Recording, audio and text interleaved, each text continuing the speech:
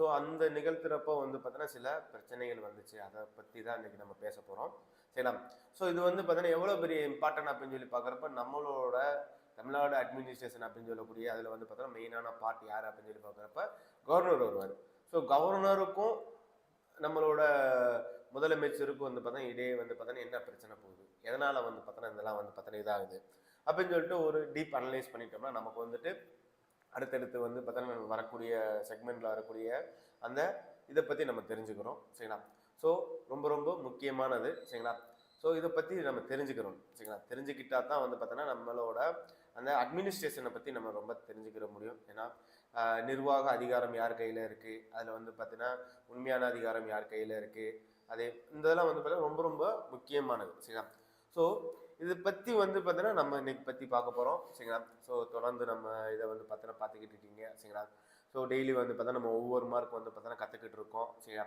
So ஏன்னா நம்மளோட governor இருக்காங்களா, அதை பற்றி வந்து பார்த்தோன்னா நம்மளோட டிஎன்பிசி எக்ஸாமில் குறைஞ்சது ஒரு 5 to 6 கொஸ்டின் வந்து பார்த்தோன்னா வரும். சரியா? ஸோ அப்போ 5 to 6 கொஸ்டின்றப்போ வந்து பார்த்தோன்னா நம்ம ஆல்ரெடி நான் சொல்கிறது தான், ஒவ்வொரு கொஸ்டினுக்கும் வந்து பார்த்தீங்கன்னா இப்போ ஒரு கொஸ்டினுக்கு வந்து பார்த்தீங்கன்னா டிஎன்பிசியில் நீங்கள் இது பண்ணீங்கன்னா ஒரு கொஸ்டினுக்கு வந்து பார்த்தீங்கன்னா நீங்கள் எத்தனாயிரம் பேருக்கு முன்னாடி போவீங்க அப்படின்னு சொல்லி பார்க்குறப்ப 20,000 பேருக்கு முன்னாடி போகிறேன். அப்போ வந்து பார்த்தோன்னா ஒரு 5 கொஸ்டின் வந்து பார்த்தீங்கன்னா நம்ம தெளிவாக படிச்சிட்டோம், அதை கேட்கக்கூடியது வந்து பார்த்தா நம்ம வந்து பார்த்தோன்னா பேஸ் பண்ணி வந்து இது பண்ணிட்டோம் அப்படின்னு சொல்லி பார்த்தீங்கன்னா ஸோ ரொம்ப ரொம்ப முக்கியமானது அப்படின்னு சொல்லி பார்க்குறப்ப இதுலேருந்து நம்ம ஈஸியாக வந்துட்டு மார்க் வந்து பார்த்தோன்னா செக்யூர் பண்ணிடலாம். சரியா? ஸோ அந்த செக்யூர் பண்ணுறதுனால வந்து பார்த்தோன்னா இது பண்ணலாம். சரிங்களா? ஸோ அதே மாதிரி மோகன் சாருக்கு வந்து பார்த்தோன்னா இனிய காலை வணக்கம். சரிங்களா? தொடர்ந்து வந்து பார்த்தோன்னா கிளாஸஸ் பார்க்குறதுக்கு ரொம்ப ரொம்ப நன்றி. சரிங்களா? அது போக வந்து பார்த்தா லைவில் யார் யார் இருக்காங்களோ அவங்களாம் வந்து பார்த்தா கொஞ்சம் கமெண்ட் பண்ணுங்கள். கமெண்ட் பண்ணிங்கன்னா கொஞ்சம் நல்லாயிருக்கும். சரிங்களா? அது ஈஸியாக வந்து பார்த்தோன்னா எனக்கு தெரிஞ்சிடும். சரிங்களா? ஸோ ரொம்ப ரொம்ப முக்கியமானது. சரிங்களா? சரி, ஓகே.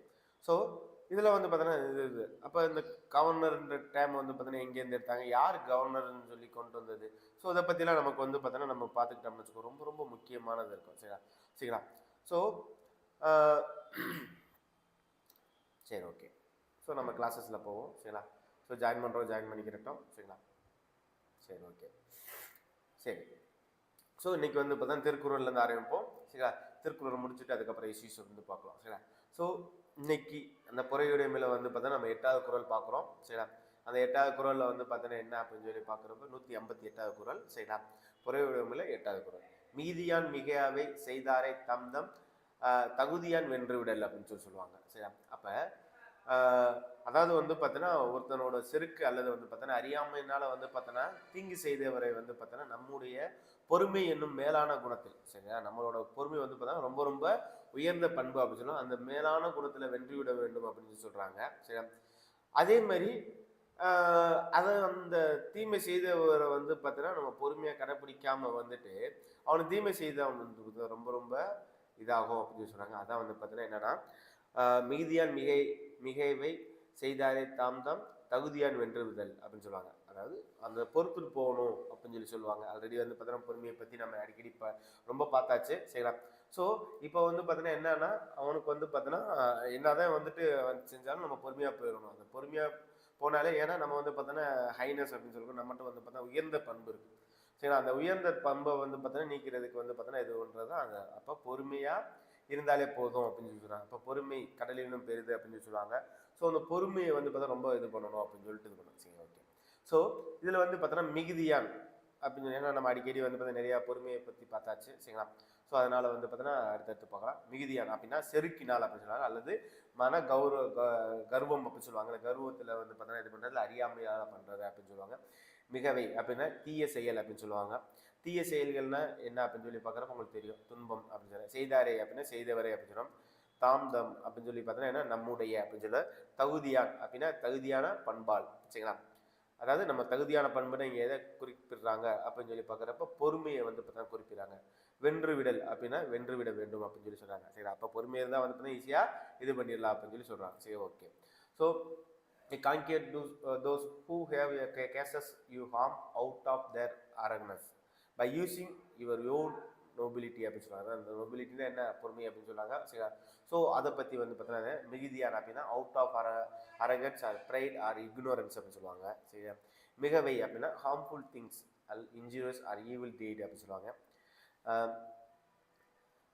செய்தாரே தோஸ் ஹூ ஹேவ் டன் அப்படின்னு சொல்லுவாங்க. தம் அப்படின்னா வி பை ஓன் அப்படின்னு சொல்லுவாங்க. சரிங்களா? Good morning stone sir. தகுதியான அப்படின்னா மெரிட் டிக்னிட்டி ஆர் நோபிலிட்டி அப்படின்னா வென்று விடனா மஸ்ட் கான்கேர் ஓவர் தம் அப்படின்னு சொல்லுவாங்க. சரிங்களா? அனைவருக்கும் இனிய காலை வணக்கம். சரிங்களா? வாங்க சரிங்களா? சரி, ஓகே.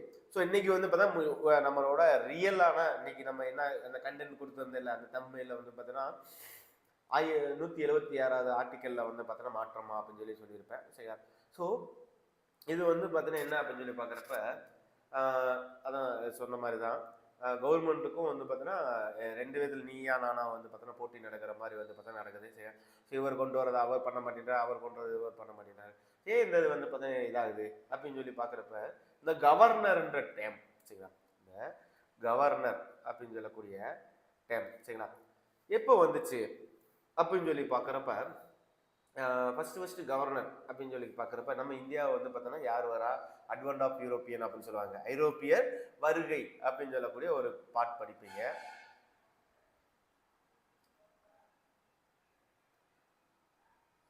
ஐரோப்பியர் வருகை அப்படின்னு சொல்லி படிப்பீங்க. இந்த ஐரோப்பியர் வருகையில் வந்து பார்த்தோன்னா ஃபர்ஸ்ட் கவர்னர் டேமை வந்து பார்த்தோன்னா யாரு, போர்ச்சுகீஸ் வந்து பார்த்தா போர்ச்சுகீசியர் வந்து பார்த்தீங்கன்னா அறிமுகப்படுத்துறாங்க. சரி, ஸோ அந்த போர்ச்சுகீசியரில் வந்து பார்த்தா ஃபர்ஸ்ட் பிரான்சிஸ் டே அல்மேடா அப்படின்னு சொல்லக்கூடிய இது வந்து இது பண்ணுறாங்க. ஸோ இது வந்து பார்த்தீங்கன்னா எத்தனை ஒரு 15th செஞ்சுரியில் வந்து அது ஆமாம் 16th செஞ்சுரி ஸ்டார்டிங். சரிங்களா? இவங்க போர்ச்சுகீசியர் வந்து பார்த்தீங்கன்னா 1598 வருவாங்க. சரிங்களா? அதுக்கப்புறம் வந்து பார்த்தீங்கன்னா இந்தியா ரூல் பண்ணணும் வந்து ஒரு 16th செஞ்சுரியில் இது பண்ணியிருப்பாங்க. அதே மாதிரி தான் வந்து பார்த்தீங்கன்னா யார் வருவா, பிரிட்டிஷ்காரங்க வருவாங்க. பிரிட்டிஷ்காரங்க வந்து பார்த்தா 1606 நினைக்கிறேன் அவங்க இந்தியாவுக்கு வந்தது. 1606 வந்ததுக்கப்புறம் வந்து என்ன பண்ணுவாங்க, இவங்க வந்து பார்த்தீங்கன்னா ஏன்னா இந்தியாவில் வந்து பார்த்தா வளங்கள் இருக்குது, அந்த வளங்களை வந்து பார்த்தோன்னா அக்யூர் பண்ணணும். ஸோ இந்தியா வந்து ரூல் பண்ணுறதுக்கு இந்தியன்களுக்கு வந்து பார்த்தோன்னா இது இல்லை அப்படின்னு சொல்லிட்டு நிறையா இது பண்ணியிருப்பாங்க. சரிங்களா? ஸோ அதை பேஸ் பண்ணி என்னென்னா ஒவ்வொரு வாரம் நடந்திருக்கும். சரிங்களா? 1773 சரிங்களா, இந்த பாட்டிலா பிளாசி அப்படின்னு பிளாசி போர் அப்படின்னு அதுக்குள்ள வந்திருப்பாங்க. அதுக்கப்புறம் வந்து பார்த்தோன்னா 1776 இந்த ரெகுலேஷன் ஆக்ட் அப்படின்னு சொல்லக்கூடிய நடைமுறை சட்டம், இதில் வந்து பார்த்தோன்னா ஆக்ட்னு சொல்லக்கூடிய 1776 வந்து பார்த்தா நடைமுறை சட்டத்தில் தான் கொண்டு வருவாங்க. சரிங்களா? ஸோ அஃபிஷியலாக வந்து பார்த்தோன்னா இங்கிலாந்து மகாராணி இருக்காங்க, அவங்க வந்து பார்த்தோன்னா இந்தியா வந்து பார்த்தீங்கன்னா பிரிட்டிஷோட ஆளுகைக்கு ஒரு பகுதி, அதை ரூல் பண்ணுறதுக்கு வந்து ஈஸ்ட் இந்தியா கம்பெனிக்கு வந்து பார்த்தோன்னா இது பண்ணணும் அப்படின்னு சொல்லி சொல்லுவாங்க. ஸோ அப்போ வந்து பார்த்தோன்னா ராபர்ட் கிளைவ் அப்படின்னு சொல்லக்கூடிய இவர் வந்து பார்த்தோன்னா கவர்னராக இது பண்ணாங்க. ஸோ இப்படி இந்த கவர்னர் இருக்குது. அந்த கவர்னர்ன்ற டைம் வந்து பார்த்தோன்னா என்னவா மாறுது அப்படின்னு சொல்லி பார்க்குறப்ப கவர்னர் ஜென்ரலாக மாறுது.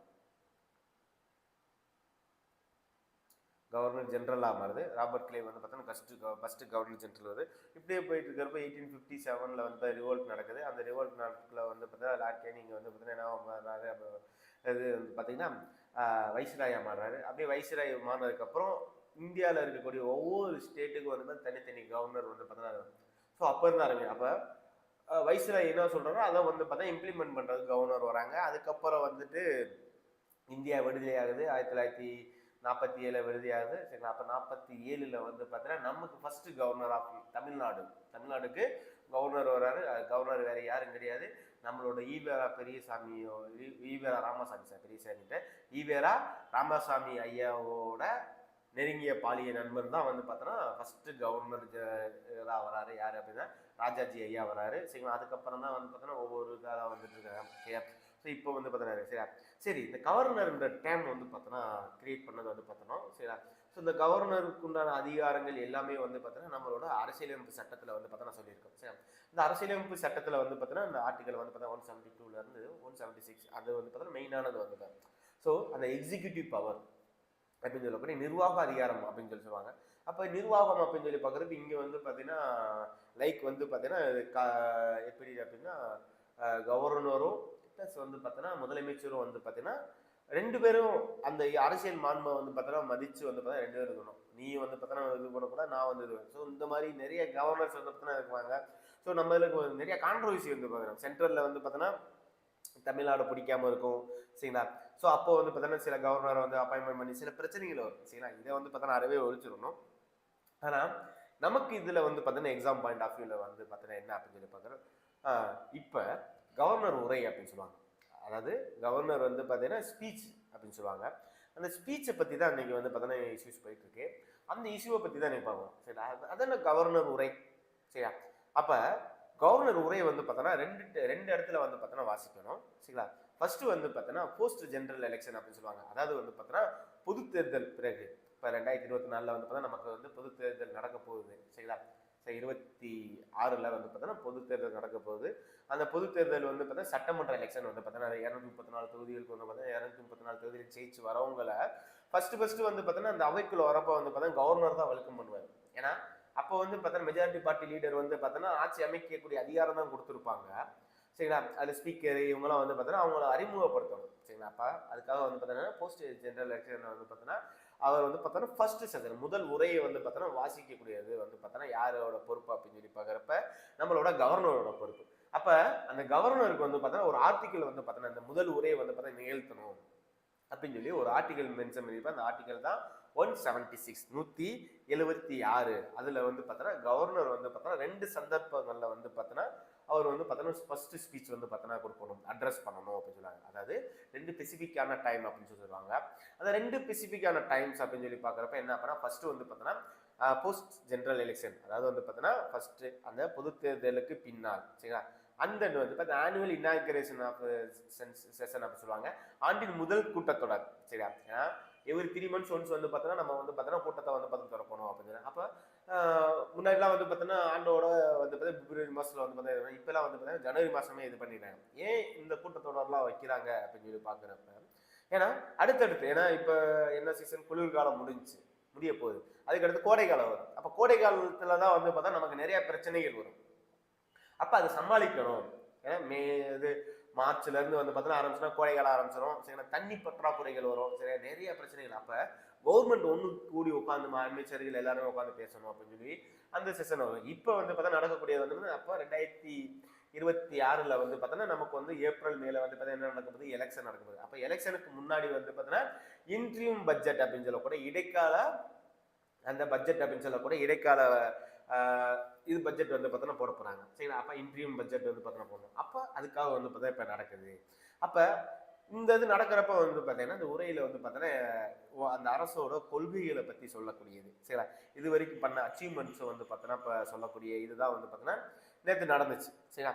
அப்படி நடக்கிறப்ப வந்து பார்த்தோன்னா அந்த சட்டமன்றத்தில் என்ன நடக்குது அப்படின்னு சொல்லி பார்க்குறப்ப ஒரு உரை நகர்த்துறப்ப வந்து பார்த்தா நம்ம தமிழ்நாட்டோட மாண்பு என்ன அப்படின்னா நமக்கு வந்து பார்த்தோன்னா நம்ம எப்பவுமே வந்து பார்த்தோன்னா ஒரு விஷயம் ஸ்டார்ட் பண்ணோம்னா நம்ம ஸ்டார்ட் பண்ணால் தமிழ் தாய் வாழ்த்தோட வந்து பார்த்தோன்னா ஸ்டார்ட் பண்ணுவோம். ஆனால் அந்த தமிழ் தாய் வாழ்த்து வந்து பார்த்தா யார் எழுதுனது எல்லாமே வந்து பார்த்தோன்னா அவங்களுக்கு வந்து பார்த்தா அதை பற்றி வந்து பார்த்தோன்னா நம்ம அடுத்தடுத்த கிளாஸில் பார்க்கலாம். ஸோ அந்த தமிழ் தாய் வாழ்த்து வந்து பார்த்தோன்னா பாடி ஆரம்பிக்கிறோம் அப்படின்னு சொல்லி சொல்கிறாங்க சரியா. ஆனால் இவர் யாரு நம்மளோட ஆளுநர் வந்ததுலேருந்து வந்து பார்த்தோன்னா என்ன சொல்கிறாரு, நீங்கள் தேசிய கீதத்தை பாருங்க. இப்போ தேசிய கீதத்தை பாடிட்டு நீங்கள் வந்து பார்த்தீங்கன்னா என்ன பண்ணுறீங்க, நம்மளோட தமிழ் தாய் வாழ்த்தை பாடுங்க அப்படின்னு. ஆனால் நம்மளோட மாண்பு என்னன்னா தமிழ் தாய் வாழ்த்து அது ஒன்று. இப்போ இங்கே வந்து என்ன ஆகுது அப்படின்னு சொல்லி பார்க்க 2 பேருக்கும் சில கான்ட்ரவர்சி வருது சரிங்களா. நமக்கு வந்து அந்த கான்ட்ரவர்சி பற்றி நமக்கு தெரியல சரியா. ஸோ தமிழ் தாய் வாழ்த்து யார் பண்ணது, தேசிய கீதத்தை யார் பண்ணணும்னு சொல்லி உங்களுக்கு ஆல்ரெடி தெரியும் சரி. அதை வந்து பார்த்தோன்னா தெரிஞ்சு வச்சுக்கோங்க சரியா. சரி ஓகே.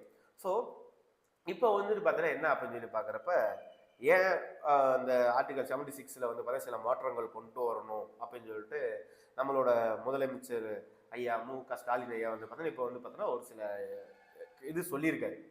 ஸோ அது ஏன் அப்படின்னு சொல்லி நம்ம தெரிஞ்சுக்கிட்டோம்னா கொஞ்சம் நல்லா இருக்கும் சரிங்களா. சரி ஓகே. ஸோ அப்போ அந்த பேசுகிறப்ப ஆளுநரோட உரையை வந்து பார்த்தோன்னா யாரோட முடிவு அப்படின்னு சொல்லி சொன்னேன். ஆளுநர் வந்து பார்த்தோன்னா என்னன்னா நம்மளோட ஜனநாயகத்தின் மாண்புப்படி வந்து பார்த்தோன்னா தனியாக வந்து பார்த்தீங்கன்னா ப்ரிப்பேர் பண்ண முடியாது. அதாவது ஆளுநர் வந்து பார்த்தோன்னா அவரோட உரையை வந்து பார்த்தோன்னா சொந்தமாக தயாரிக்க முடியாது அப்படின்னு சொல்லி ஒரு ஆர்டிகல்ஸ் மென்ஷன் பண்ணுறாங்க. அந்த ஆர்டிகல் 163 163 படி வந்து பார்த்தோன்னா என்னன்னா ஆளுநர் வந்து பார்த்தீங்கன்னா யாரோட அமைச்சரவையோட உதவியின்றி வந்து பார்த்தோன்னா தனியாக செயல்பட முடியாது அப்படின்னு சொல்லி ஒரு இது மென்ஷன் பண்ணுறாங்க ஆர்டிகல் 163. சரி, இந்த aid and advice of cabinet சரியா. அப்போ அரசியலமைப்பில் இருக்கக்கூடிய அதை பேஸ் பண்ணி வந்து பார்த்தோன்னா நீங்கள் இது பண்ணுங்க, நீங்கள் ஏன் வந்து பார்த்தா புதுசாக வந்து கொண்டு வரீங்க அப்படின்னு சொல்லிட்டு தான் நம்ம ஆட்கள் வந்து பார்த்தோன்னா இது பண்ணுறாங்க. சரி, அப்போ ஃபீஸ் பெறும் இந்த டாக்டரின் அப்படின்னு சொல்லுவாங்க, அதாவது அமைச்சரவையோட முடிவு பேஸ் பண்ணி தான் இருக்கும். சரி, அப்போ இந்திய நாடாளுமன்றம் என்ன சொல்லுது அப்படின்னு சொல்லி பார்க்குறப்ப நீ வந்து பார்த்தோன்னா ஸ்டேட் கவர்மெண்ட்டுக்கு சர்வீஸ் பண்ண போகிறேன். சரிங்களா, ஸ்டேட் கவர்மெண்ட்டில் சில அந்த இறையாண்மை அப்படின்னு சொல்லக்கூடிய சோவர்ஜினிட்டி பாதிக்கிறப்போ வந்து பார்த்தா நீ என்ன பண்ணுற, நீ வந்து பார்த்தோன்னா இது பண்ணுறேன், அது வரைக்கும் வந்து பார்த்தா நீ எதுவும் பண்ணாது. அதே மாதிரி பில்லு வந்து பார்த்தோன்னா அதை அப்ரூவ் பண்ணுறதும் பண்ணாததும் வந்து பார்த்தோன்னா உன்னோட தான் இருக்கு. ஆனால் அந்த பில்லு வந்து பார்த்தோன்னா அப்ரூவ் பண்ணேன்னா எவ்வளோ நல்லது அப்படின்னு சொல்லிட்டு நீயே அனலைஸ் பண்ணு அப்படின்னு சொல்லுவாங்க. இதில் வந்து பார்த்தோன்னா ஆளுநருக்கு சுயமாக சிந்திக்கக்கூடிய அதிகாரங்கள் இருக்கு. அதே மாதிரி ஆளுநர் வந்து பார்த்தா என்ன கேட்கிறாரு அப்படின்னா, நீங்கள் தயாரிக்கக்கூடிய உரையை வந்து பார்த்தோன்னா அப்படியே நான் வாசிக்க முடியாது அப்படின்னு சொல்லி இது பண்ணுறாரு. சரியா, ஸோ நிறைய கான்ட்ரவர்சி நேற்று போச்சு. ஒரு 13 இதை வந்து பார்த்தோன்னா அவங்க வந்துட்டு ஆளுநர் வந்து பார்த்தா ஏற்றுக்கொள்ள முடியாது அப்படின்னு சொல்லி சொல்கிறாங்க. சரியா, நமக்கு அரசியல் தேவையில்லை, நமக்கு வந்து பார்த்தோன்னா அரசியல் அமைப்பு தான் தேவையை வந்து பார்த்தோன்னா அரசியல் தேவையில்லை. சரியா, அப்போ அந்த அரசியலை வந்து நம்ம உள்ள போனோம்னா நமக்கு தான் வந்து பார்த்தா தலைவலி வரும். நம்ம வந்து பார்த்தா மேலோட்டமாக நமக்கு தேவை என்ன, ஆர்டிகல் 176 என்ன, ஆர்டிகல் 163 என்ன, இது மட்டும் தெரிஞ்சுக்கிட்டா போதும். அந்த பட்ஜெட்டில் சொன்னது வந்து பார்த்தோன்னா நமக்கு வந்து ஃபைனலாக வந்த பிறகு தான் நம்ம படிக்கணும். சரியா, தமிழ்நாடு பட்ஜெட் ஆக்ட் அப்படின்னு சொல்லி போடுவாங்க, அதை இன்ட்ரீமியம் பட்ஜெட் அப்படின்னு சொல்லி போடுவாங்க, இடைக்கால இதுன்னு சொல்லுவாங்க. அப்போ வந்து நம்ம பார்த்துக்கலாம். சரிங்களா, இப்போதைக்கு வந்து பார்த்தா 76 என்ன, 163 என்ன, ஆளுநரோட அதிகாரங்கள் என்ன, இது மட்டும் இருந்தாலே போதும். சரியா, சரி, ஓகே. ஸோ அப்போ இப்போ வந்துட்டு பார்த்தீங்கன்னா இதில் என்ன சொல்கிறாங்க அப்படின்னு சொல்லி பார்க்குறப்ப அடுத்து கேபினெட் ப்ராப்பர்ட்டி, அதாவது கொள்கை அறிக்கை அப்படின்னு சொல்லிட்டு ஒன்று இருக்குது. அந்த ஃபஸ்ட்டு வந்து பார்த்தோன்னா நம்ம உரையை வந்து பார்த்தோன்னா 163 படி வந்து பார்த்தோன்னா அமைச்சரோட உதவியோட தான் தயாரித்து பெயரில் செயல்படும் அப்படின்னு சொல்கிறாங்க.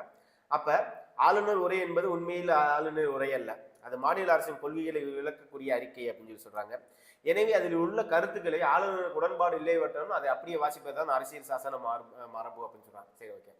ஸோ உங்களுக்கு தெரியும் என்ன பிரச்சனை வந்து பார்த்தோன்னா நம்ம தமிழ்நாடு கவர்மெண்ட்ல போய்கிட்டு இருக்கு. சரிங்களா, அதனால வந்து பார்த்தோன்னா என்னென்ன பிரச்சனைகள் இதாகிட்டு இருக்கு. சரிங்களா, அவங்க நல்லது பண்ணாங்களா கெட்டது பண்ணாங்களான்னு சொல்லிட்டு அதை பற்றி நம்ம பேச வரலாம். ஆனால் இவங்க தயாரிச்ச அந்த அறிக்கையில வந்து பார்த்தீங்கன்னா இவர் வந்து பார்த்தோன்னா யாருக்கு உடன்பாடு இல்லை, ஆளுநருக்கு உடன்பாடு இல்லை. ஆனால் இதில் என்ன சொல்லியிருக்கு, 163 படி உனக்கு உடன்பாடு இல்லைனாலும் இல்லை இருந்தாலும் வந்து பார்த்தா நீ வாட்ச் ஆகணும் அப்படின்னு சொல்லி சொல்கிறாங்க. அப்போ ஆளுநர் என்ன சொல்கிறாரு, நான் வந்துட்டு என்ன சொன்னேன், நான் தேசிய கீதம் பாட சொன்னேன், நீங்கள் வந்து பார்த்தோன்னா இது போட்டிருக்கீங்க. சரி, ஓகே. அதுக்கடுத்து வந்து பார்த்தோன்னா இன்னொரு நடந்துச்சானு தெரியல, மைக் ஆஃப் பண்ணிட்டு தான் சொல்கிறாங்க. சரி, நான் பேசுகிறப்ப மைக் ஆஃப் பண்ணிட்டாங்க அப்படின்னு சொல்லி.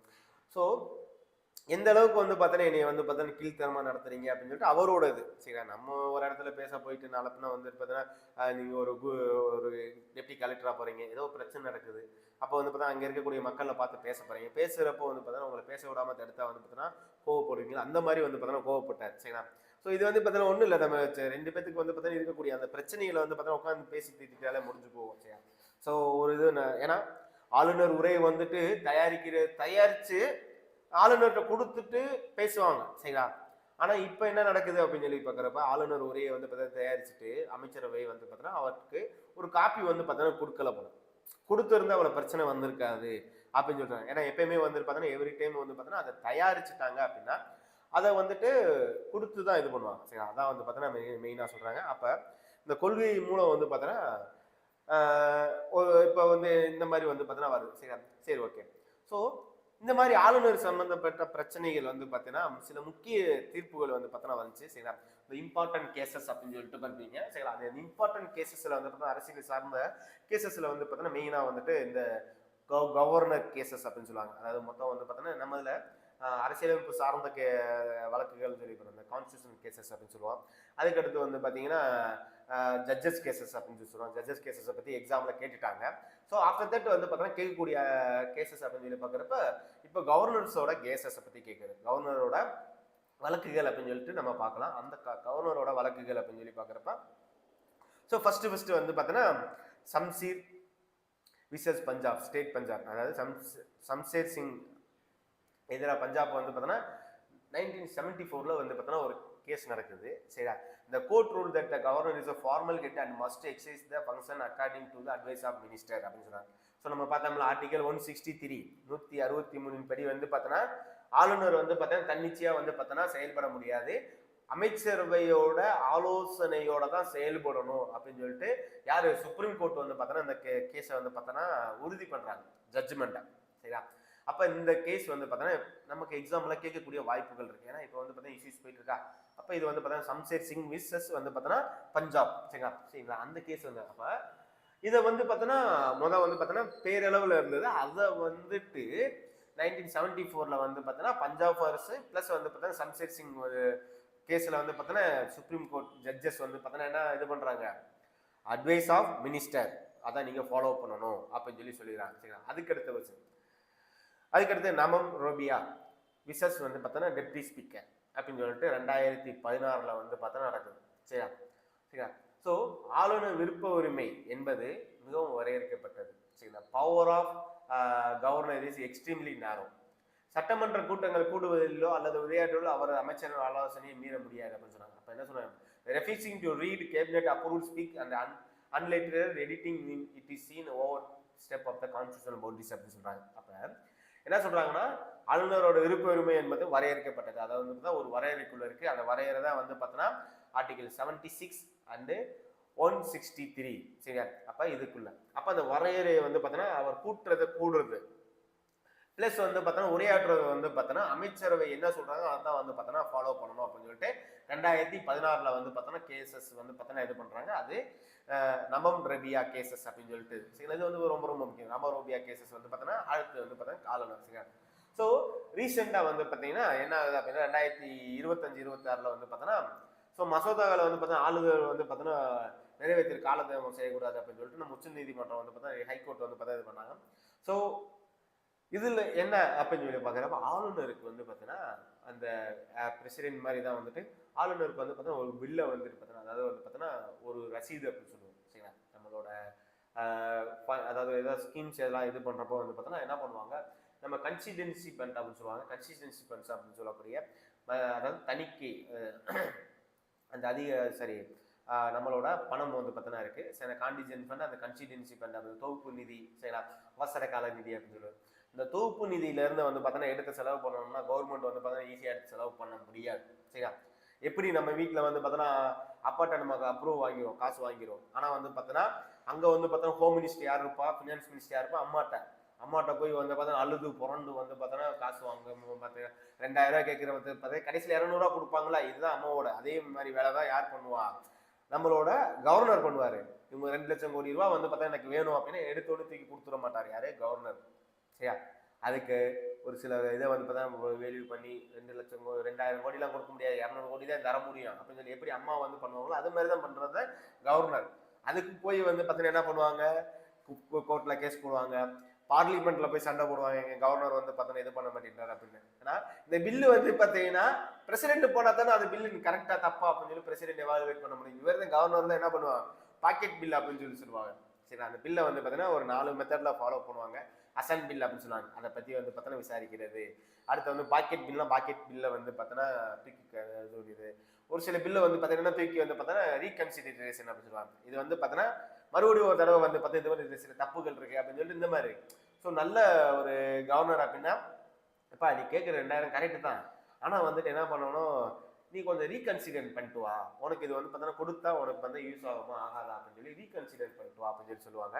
அந்த ரீகன்சிடர் பண்றப்ப வந்து பார்த்தோன்னா என்னன்னா அவர் சொல்லுவார், மென்ஷன் பண்ணுவாங்க, தம்பி இதுல வந்து பார்த்தோன்னா சில தப்புகள் இருக்கு, இப்படி கொடுத்தோம்னா வந்து பார்த்தோன்னா கவர்மெண்ட் திவால் ஆயிடும் அப்படின்னு.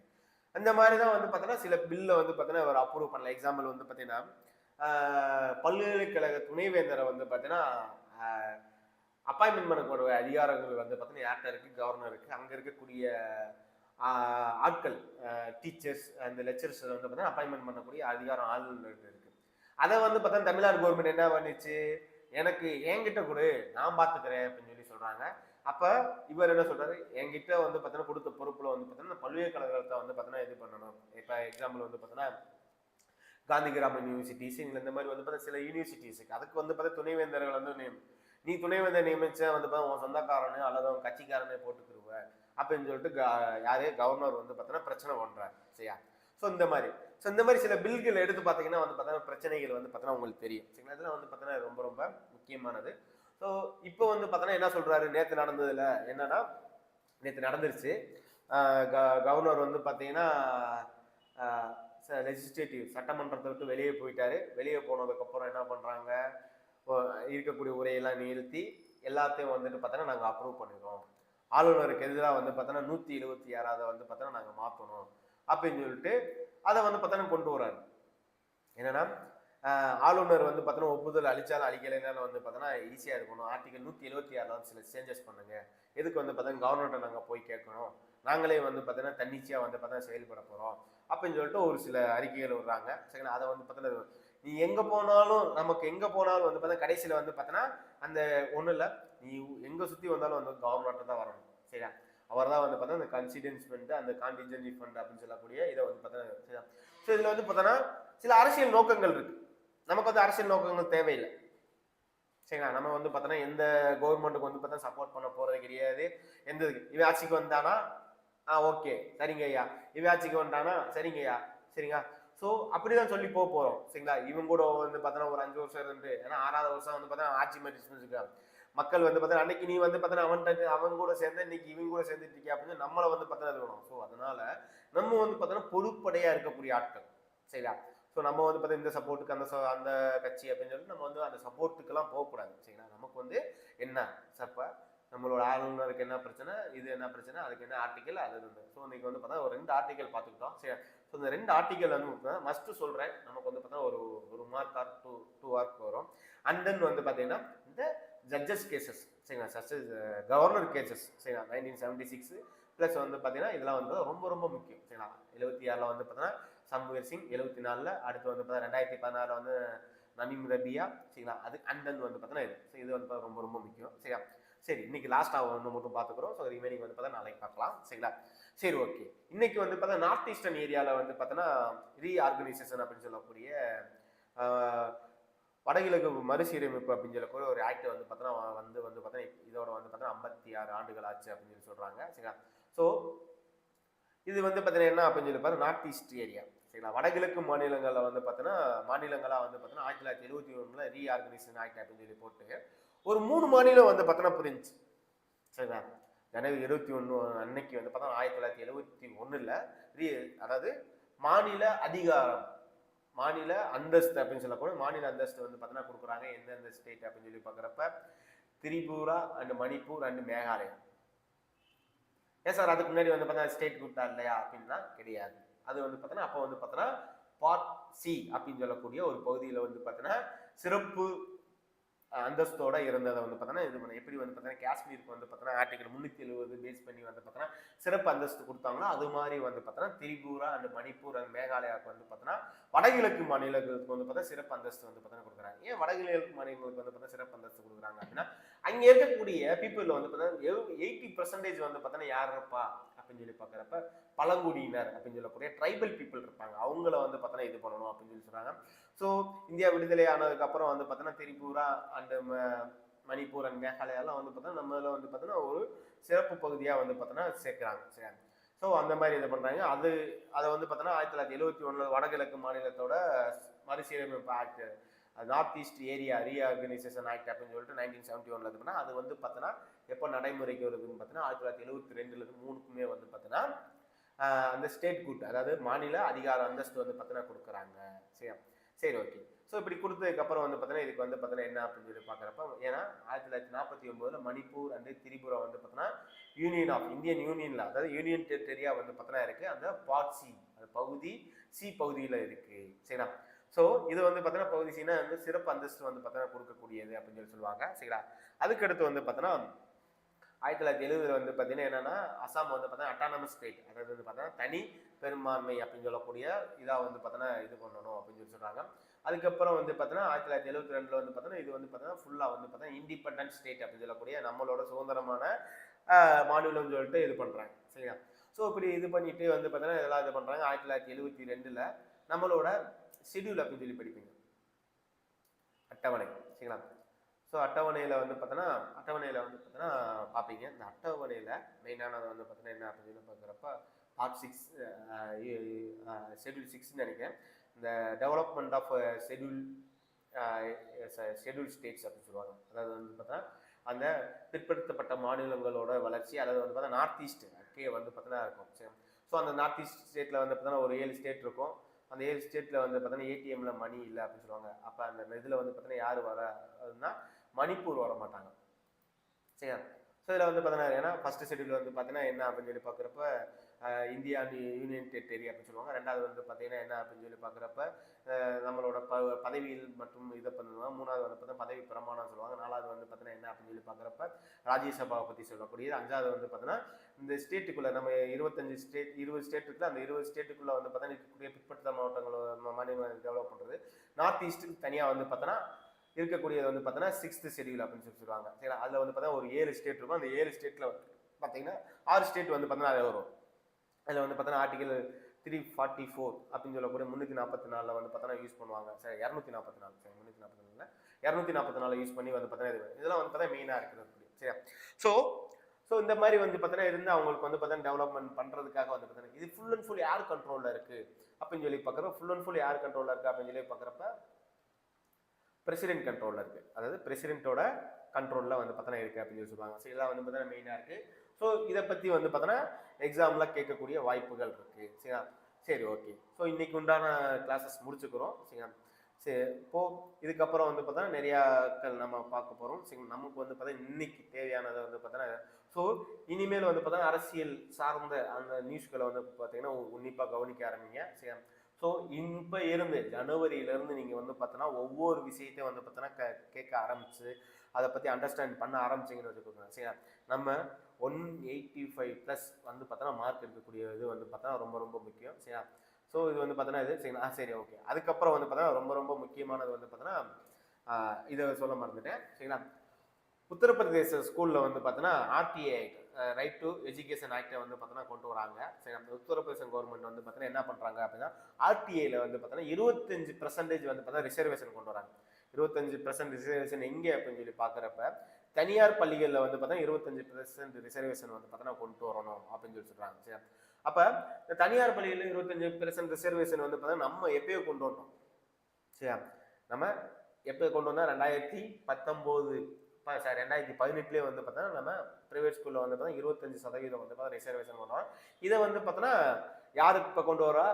உத்தரப்பிரதேஷ் கவர்மெண்ட் வந்து பார்த்தோன்னா யோகி ஆதித்யநாத் அவரோட கவர்மெண்ட் வந்து பார்த்தோன்னா கொண்டு வராங்க.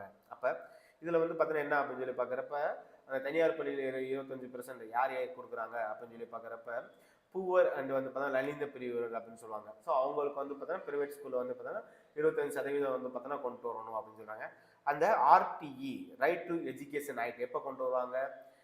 2009 வந்து பார்த்தோன்னா கொண்டு வராங்க. சரிங்களா? 91st அமெண்ட்மெண்ட் அப்படின்னு சொல்லுவாங்க. சரிங்களா? ஸோ இது வந்து பார்த்தீங்கன்னா இது வந்து பார்த்தீங்கன்னா எந்த இதில் அப்படின்னு சொல்லி பார்க்குறப்ப ஃபண்டமெண்டல் ரைட்ஸ் அப்படின்னு சொல்லக்கூடிய அடிப்படை உரிமைகளில் வந்து பார்த்தோன்னா 21வது பார்த்தோன்னா இருக்குது. சரி, 21A வந்து பார்த்தோன்னா இருக்கக்கூடியது. சரிங்களா? ஸோ இது வந்து பார்த்தோன்னா ஆர்டி ஆக்டில் வந்து பார்த்தோன்னா கொண்டு வராங்க. சரிங்களா? ஸோ நம்ம ஆல்ரெடி வந்து பார்த்தோன்னா எஜுகேஷன் எப்படி கொண்டு வந்தாங்க அப்படின்னு சொல்லிட்டு நம்ம வந்து பார்த்தோன்னா பார்த்துருக்கோம். சரி, அது வந்து பார்த்தா ரொம்ப ரொம்ப முக்கியம். சரியா? ஸோ இது ஒரு நமக்கு வந்து பார்த்தோன்னா இருக்கக்கூடிய கரண்ட் அஃபேர்ஸுங்க. ஸோ டெய்லி வந்து பார்த்தா நம்ம வந்து பார்த்தோன்னா டெய்லி நம்ம இருக்கக்கூடிய சோசியல் இஷ்யூஸ் பார்க்குறோம். சரிங்களா? அந்த வந்து பார்த்தா அதோட வந்து பார்த்தோன்னா நம்ம அந்த ஜிஎஸ் ஃபேக்டரி நம்ம பார்க்குறோம். சரிங்களா? ஸோ இதெல்லாம் வந்து பார்த்தா நமக்கு ரொம்ப முக்கியமானது. சரிங்களா? தொடர்ந்து வந்து பார்த்தோன்னா பாருங்கள். சரிங்களா? ஸோ நம்ம வந்து பார்த்தா நம்ம டார்கெட் வந்து பார்த்தா இலக்கு வந்து பார்த்தா நமக்கு வந்து பார்த்தோன்னா குரூப் 1 அண்டு குரூப் 2. சரிங்களா? நம்ம கிரீனிங் ஆஃபீஸராக வந்து பார்த்தோன்னா இதை ஃப்ரம் பென்சில் டு பவர் அப்படின்னு சொல்லி நம்ம போக போகிறோம். ஸோ அதுக்கு வந்து பார்த்தோன்னா என்னென்ன உழைக்க போகிறோமோ அதுக்கு உண்டான உட்காந்து பாருங்கள். சரிங்களா?